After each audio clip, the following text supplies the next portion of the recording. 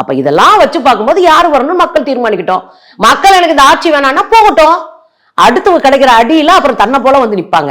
எப்படி 4 வருஷமா இபிஎஸ் உடைய ஆட்சி காலத்துல போராட்ட காலத்துல படுத்து கிடந்தோம்.